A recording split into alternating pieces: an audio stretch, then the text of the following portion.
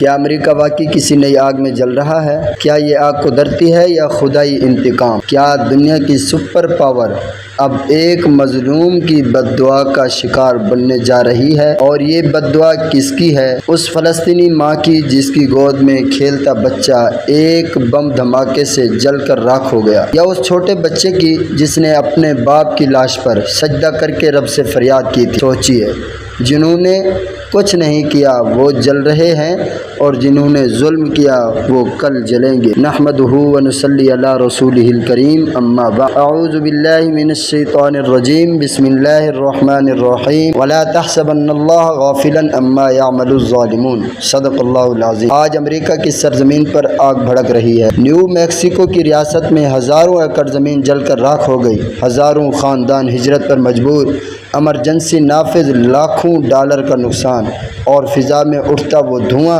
جو آسمان تک جا پہنچا۔ یہ وہی امریکہ ہے جو فلسطینی بچوں کے قاتلوں کو نہ صرف تحفظ دیتا ہے بلکہ اسلحہ، ٹیکنالوجی اور عالمی طاقت بھی مہیا کرتا ہے۔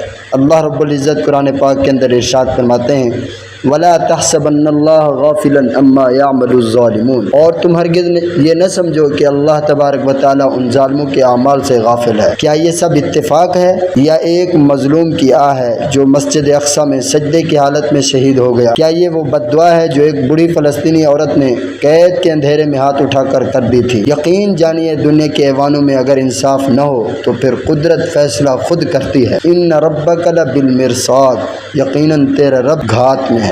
دنیا میں جب ظلم حد سے بڑھ جاتا ہے تو زمین، آسمان، پانی، ہوا، سب کچھ اللہ کے حکم سے حرکت میں آ جاتا ہے۔ آج نیو میکسیکو کی آگ صرف ایک ریاست کی آگ نہیں، یہ ایک نشانی ہے، یہ ایک وارننگ ہے ان سب کے لیے جو سمجھنے والے ہیں۔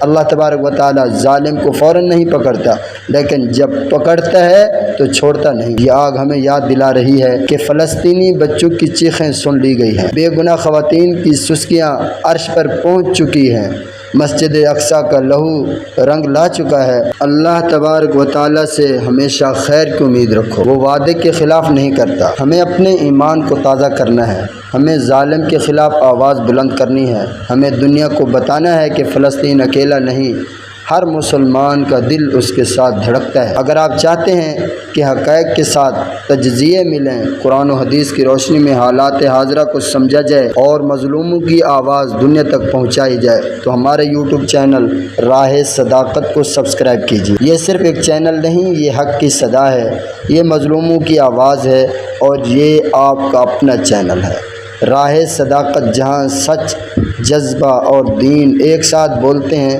سبسکرائب کریں، شیئر کریں، اور سچ کے سفر میں ہمارے ہم سفر بنیں۔ میرے واسطے دعا کیجیے۔ میں ہوں آپ سب کا محمد صداقت۔